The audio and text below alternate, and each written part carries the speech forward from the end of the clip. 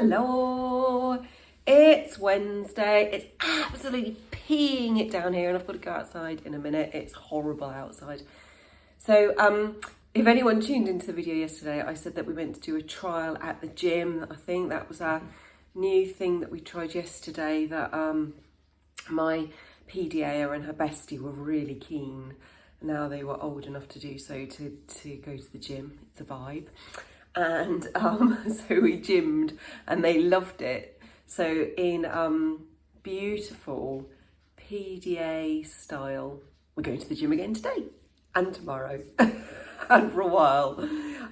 So we're going to try a different gym today, just for a different experience. So that's what we're doing, which is making it sound like I'm getting really super fit, and I did absolutely nothing. They did all the gym work. I kind of walked along and worked out how to use the telly on the screen on the treadmill, because that's the frame of mind I was in yesterday. I was not in workout mood at all. But anyway, so that's us this morning, and then we're going out with some family for the rest of the day. So that's us. I have been doing some journaling this morning and writing some affirmations out. And I don't know if you work with affirmations or not, but I was reflecting a bit on this. I love working with affirmations because what it feels like to me is when I am doing some healing or growth work, affirmations really support me, because I like to tune into the area that I am feeling some resistance around in my life. Okay, so resistance meaning stress, meaning shame, meaning guilt, meaning body disease showing up. For me, it all comes down to energetic resistance. And when that is showing up for me, I acknowledge that as the gift it is, helping me to release something so that I can be more fully in my truth, in my wholeness. And affirmations for me are a way of focusing that energy by bringing in the area that I'm seeking to move around, but with words, and more importantly the vibrations around those words that move me into where I want to be. Keep calling me consciously into that vibration that I want to be around that, because we operate on our subconscious patterns all the time, and we have these beliefs and patterns of behaviours that we all carry and are so deep within us that we don't even know they're there, you know. So at first, when we write these affirmations or we speak these affirmations, they can seem really not for us. We can feel really disconnected from them. It can sound like that's something which is lovely for this author who's written this book, or this person who's made this video. Their life is not my life, you know. We have all of this resistance show up, and I think it's really important just to welcome that and acknowledge that, because that is, you know, all showing us the gifts of what's there. So I love working with affirmations, and one of my favourites is Louise L. Hay, who's like the matriarch of this sort of affirmation work, I guess. And she brings a lot of knowledge. So if you're looking for a guidance around that, I really recommend her work. And I love affirming. And what it made me think about for us was how we are always affirming.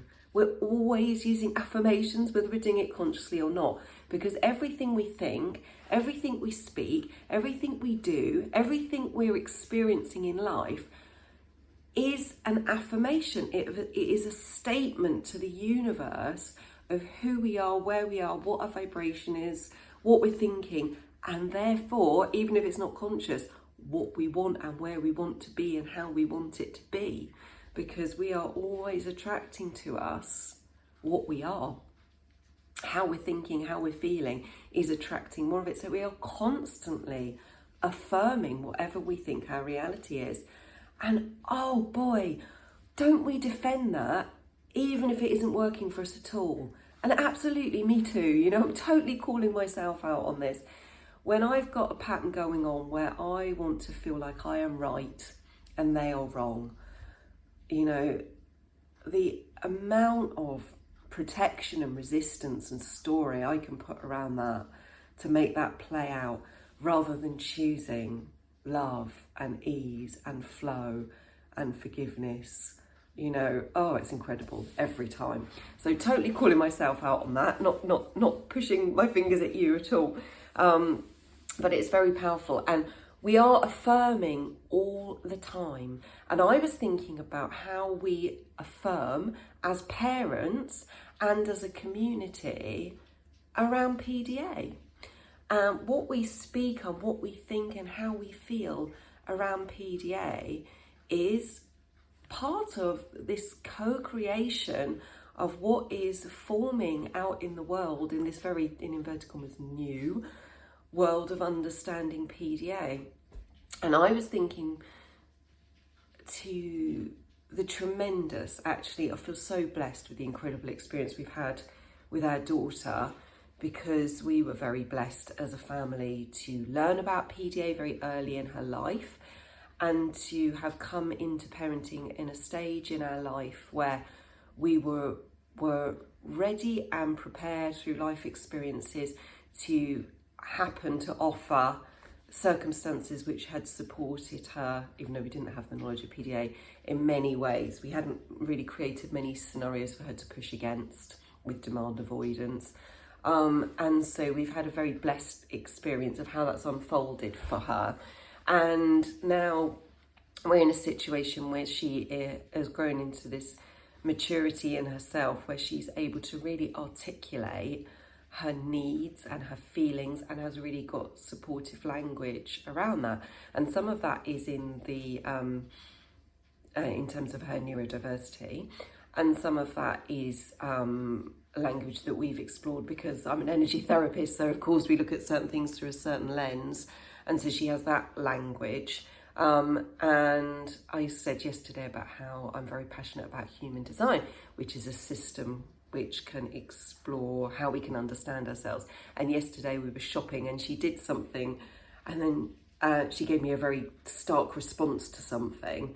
And then she said, oh, sorry, Mum, that was just my really strong splenic response to that.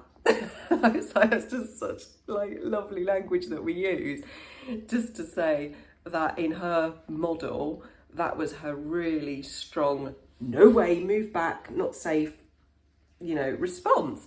And there's lots of different ways that that could be expressed. That was just a shared language that we had, and I enjoyed that moment. But having that language, you know, has been really supportive, and we're able to really explore with some more maturity and more sense of coping, you know, my needs, your needs, and looking at that dance together, which has been really glorious. But I was reflecting back to when we did first discover PDA. So she was, we were kind of looking at when she was around 3, 4, looking at stuff to do with autism and, you know, the usual stories that you all share. And when she was about 4, we discovered about PDA and started looking at those traits and finding some deeper understanding of maybe what some of the things we were doing that we thought would be supportive, why they actually might be triggering, because even though she was autistic, they were triggering demand avoidance and things like that, and it was really supportive.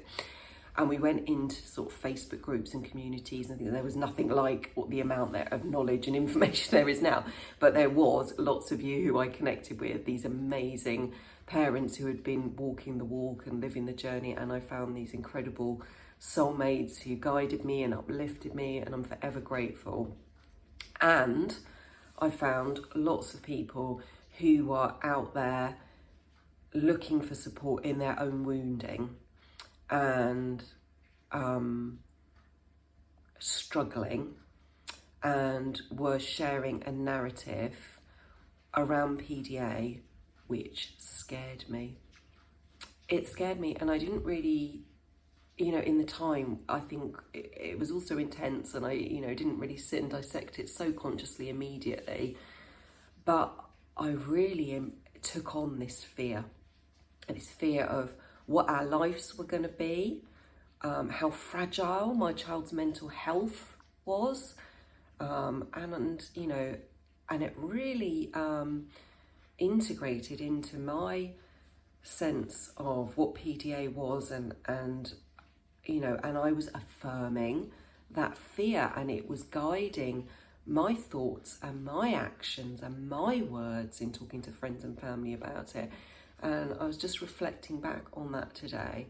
And it's important when we reflect back, isn't it, to do that with great love and acceptance and understanding, and not guilt and shame. It's all part of, you know, our growth and our understanding. But it was useful for me to reflect on that, and I wanted to bring that into the group now, because it's one of the things that really drove me to open Peace with PDA as a community. It was really a conscious intention that I tuned into to attract people who, like me, might, yes, be lost, might be struggling, might be worried, might be fearful, might be sad. You know, all of those things are absolutely okay to come and bring, but to come and bring them into our community with a sense of awareness that this is our journey and our work, our self-healing, and with an intention of really embracing understanding our children through the lens of PDA, yes, but really understanding what it means to accept PDA and what that really means in terms of understanding the gifts that brings to the world. And we all have gifts that we bring to the world. I'm just focusing on that lens of PDA because it is seen in that deficit model so often, isn't it? So it's important to look at it the other way consciously. And it was just making me reflect on that. So I'm so grateful for all of you guys who have connected with me over the years through Peace with PDA and through our conscious community here. Something that I always hold the intention, and I'm putting out again with great passion and love to the universe today, to say something I would like to have the knowledge, the time, the resources to know how to really grow this community, and direct it as a leader.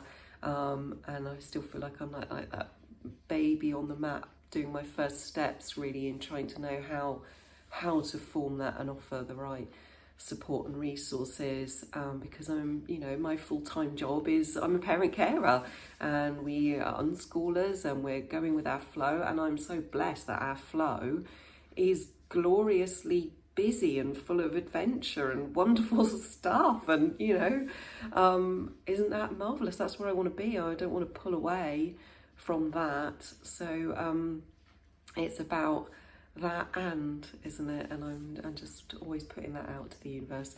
Anyway, on I chat again, sending a load of love to you, and don't forget, if you're wanting to be in a great,